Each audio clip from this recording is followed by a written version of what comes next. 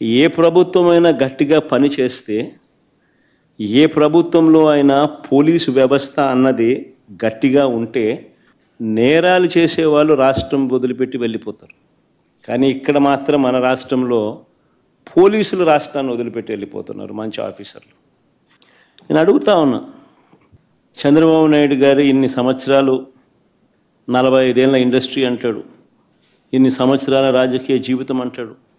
నేను అడుగుతా ఉన్నా, చంద్రబాబు నాయుడు గారికి రాజకీయ పార్టీకి మౌలికంగా ఉన్న హక్కులు ఏమిటో చంద్రబాబు నాయుడు గారికి తెలియదా అని అడుగుతా ఉన్నా.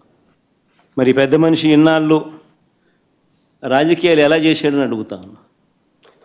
మీటింగులు పెట్టుకోవడము, ప్రజల దగ్గరకు వెళ్ళడము, ప్రజలను చైతన్యవంతులను చేయడము, ఇవన్నీ రాజకీయ పార్టీలకు ఉన్న హక్కులు కావా అని అడుగుతా ఉన్నా. ప్రభుత్వం ఏదైనా అన్యాయం చేసినా, ప్రభుత్వం వల్ల ఏదైనా నష్టం జరిగినా, ప్రభుత్వం ఏదైనా మోసం చేసినా ఆ ప్రభుత్వాన్ని ప్రశ్నించే హక్కు రాజకీయ పార్టీలకు లేదా అని అడుగుతా ఉన్నా. ఈ రాష్ట్రంలో నిజంగా ప్రజాస్వామ్యం అనేది ప్రమాదకర పరిస్థితుల్లో ఉంది.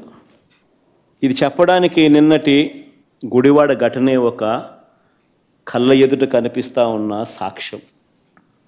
నిన్న గుడివాడలో అక్కడి స్థానిక జెడ్పీటీసీ, కృష్ణా జిల్లా పరిషత్ చైర్పర్సన్, ఒక బీసీ మహిళ, నా సోదరి హారిక, ఈ టీడీపీ సైకోలు అనాలనో, చంద్రబాబు నాయుడు గారి సేడిజంలో భాగస్థులైన సేడిస్టులు అనాలనో, కానీ ఈ టీడీపీ సైకోలు కర్రలతో రాళ్లతో దాడి చేసిన ఘటన.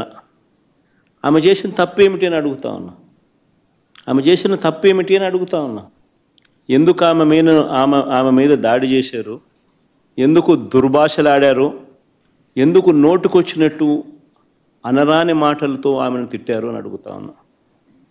చంద్రబాబు చేసిన మోసాలను నిలదీస్తూ, ఏమైనా అయ్యా నీ సూపర్ 6లు సూపర్ 7లు, రీకాలింగ్ చంద్రబాబుస్ మేనిఫెస్టో, చంద్రబాబు నాయుడు గారి మేనిఫెస్టోను గుర్తు తెచ్చుకుంటూ అనే కార్యక్రమంలో పాల్పంచుకుంటూ, చంద్రబాబు నాయుడు గారిని ఈ సంవత్సర కాలంలో జరిగిన నష్టం, మా ప్రజలకు, మాకు, మా వాళ్లకు ఇంత నష్టం జరిగింది అని చంద్రబాబు నాయుడు గారిని ప్రశ్నించే ఈ కార్యక్రమం ఏర్పాటు చేస్తే ఆ కార్యక్రమానికి వెళ్తూ ఉందాను. తప్పేముంది? సాయంత్రం 5 గంటలకు మొదలైంది ఈ మీద దాడి. దారిలో పోతూ ఉంటే కారును అడ్డగించినారు. 5 గంటలకు మొదలైతే 6:30 వరకు ఈ దారి కొనసాగింది. ఆమెను కారులో కూర్చోబెట్టి, ఆమె భర్తను కారులో ఉంచి, కారులో ఉండగా తిడుతూ కొడుతూ కారు అద్దాలను ధ్వంసం చేస్తూ, ఆశ్చర్యం ఏంటంటే ఇవన్నీ పోలీసుల సమక్షంలోనే జరుగుతూ ఉన్నాయి. పోలీసులు ప్రేక్షక పాత్ర పోషిస్తూ ఉన్నారు. నేను అడుగుతా ఉన్నా, ఇదే చంద్రబాబు నాయుడు గారిని అడుగుతా ఉన్నా, ఒక బీసీ మహిళ, ఆమెకు ఆత్మగౌరవం లేదా? ఇంతమంది కలిసి, ఇంతమంది సైకోలుగా బిహేవ్ చేసి, సేడిస్టులుగా బిహేవ్ చేసి ఆమెను తిడుతూ, అనరాని మాటలు ఆమెను అంటూ, ఆమె భర్తను, కారులో ఉన్న ఆమెను కారు అద్దాలు పగలు కొడుతూ, పక్కనున్న వాళ్ళను కొడుతూ, దారి కాచి, కారు ఆపి, పోలీసుల సమక్షంలో చేతిలో అధికారులు ఉన్నారు కదా అని చెప్పి, అధికారం ఉంది కదా అని చెప్పి చంద్రబాబు నాయుడు గారు ఏం చేస్తూ ఉన్నారు? ఇది సేడిజం కాకపోతే ఏమిటని అడుగుతా ఉన్నా.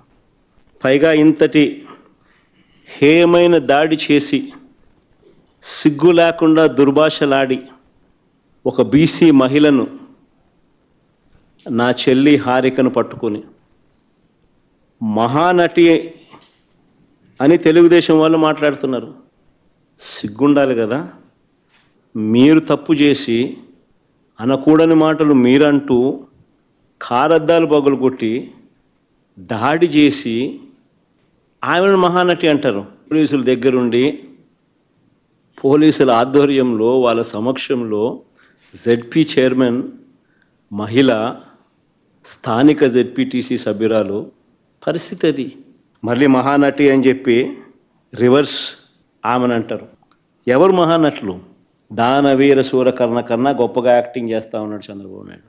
ఎన్టీఆర్ ఎక్కడికి వెళ్ళిపోవాలి, చంద్రబాబు నాయుడు గారు లైవ్ యాక్షన్ ముందు. ఈ ఘటనలో నాగార్జున యాదవ్ అనే మరో జెడ్పీటీసీ భర్తను కూడా కొట్టారు దారుణంగా. ఆశ్చర్యం ఏమిటంటే ఇంత దారుణంగా హారికను టీడీపీకి చెందిన సేడిస్టులు దాడి చేసినట్టుగా చాలా స్పష్టంగా వీడియోలు కనిపిస్తూ ఉంటే ఇప్పటి వరకు ఎంతమంది మీద కేసులు పెట్టారు?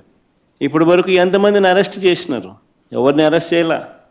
కారణం ఏంటంటే వీళ్ళే దగ్గర నుండి పంపించినారు, పైనుంచి ఫోన్లు చేసి చెయ్యండి అని చెప్పి వీళ్ళని. ఎందుకంటే 8వ తారీఖున పేరుని నాని ఏదో ఒక సినిమా డైలాగుల గురించి ఏదో మాట్లాడాడట, 11వ తారీఖున ఇది 2 రోజుల తర్వాత 3 రోజుల తర్వాత ప్రోగ్రాము జరుగుతూ ఉంది గుడివాడలో. చంద్రబాబు నాయుడు గారి రీకాలింగ్ చంద్రబాబు మేనిఫెస్టో కార్యక్రమానికి వీళ్ళు అటెండ్ అవుతున్నారు. పథకం బన్ని దారి గాసి పోకమునిపే దారిలో ఏం చేస్తూ ఉంటారు? ఆశ్చర్యం ఏంటంటే కళ్ళ ముందర కనిపిస్తూ ఉన్న ఈ వీడియోని పక్కన పెట్టి హారిక భర్త రాముపై తప్పుడు కేసు పెట్టినారు. హారిక భర్త రాము తన కారుతో గుద్దాడని.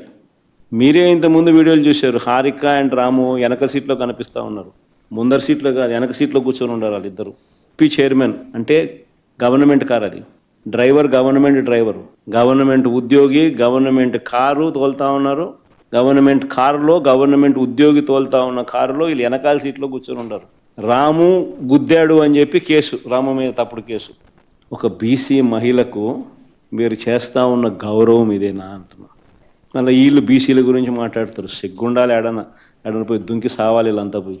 మరుసటి రోజు, ఆ రోజు కాకుండా మళ్ళీ మరుసటి రోజు పేర్ని నాని, ఖైలా అనిల్ కుమార్ సహా పెడనలో సభ పెట్టిన వారందరిపైన మరో కేసు పెట్టినారు. నేను అడుగుతా ఉన్నా, ఎందుకు కేసు పెడతా ఉన్నారు? ప్రజాస్వామ్యంలో ప్రతిపక్ష పార్టీగా క్యాడర్ మీటింగులు పెట్టుకోకూడదా? చంద్రబాబు నాయుడు గారు చేసిన మోసాలను ఆ క్యాడర్ మీటింగ్లో ప్రస్తావిస్తూ బాబు ష్యూరిటీ మోసం గ్యారంటీ, రీకాలింగ్ చంద్రబాబుస్ మేనిఫెస్టో అని చెప్పి QR కోడ్ రిలీజ్ చేయకూడదా? అడుగుతా ఉన్నా. ప్రజాస్వామ్యంలో ఉన్నామా లేమా అని అడుగుతా ఉన్నా. దాడుల నుంచి పోలీసులు రక్షించడం పక్కన పెడితే పోలీసుల సమక్షంలోనే దాడులు జరుగుతూ ఉన్నది కంటికి కనిపిస్తూ ఉంటే ఇది సరిపోదు అన్నట్టుగా దగ్గరుండి పోలీసులే తప్పుడు కేసులు పెడతా ఉన్నారు బాధితులపై. ఇది ప్రజాస్వామ్యమేనా అని అడుగుతా ఉన్నా. చంద్రబాబు నాయుడు గారు చేసే ప్రతి పని కూడా టాపిక్ డైవర్ట్ చేసే ఆలోచనలతోనే చేస్తాడు. నా పర్యటనలో కూడా, ఈ మధ్య జరిగిన నా పర్యటనలు కూడా మీరు గమనిస్తే నా ప్రతి పర్యటన కూడా టాపిక్ డైవర్ట్ చేసేందుకు ఉద్దేశపూర్వకంగా తానే గందరగోళాన్ని సృష్టించడం, ఉద్రిక్తతలను తానే రెచ్చగొట్టే కార్యక్రమం చేయడం కోసం ప్రయత్నం చేయడం, ఇలాంటి కుట్రలే కనిపిస్తాయి. నా పర్యటన అయిపోయిన తర్వాత పోలీసుల ద్వారా చంద్రబాబు నాయుడు గారి దగ్గరుండి తప్పుడు కేసులు పెట్టించడం, ఇవన్నీ కూడా దీనికి ఉదాహరణలే.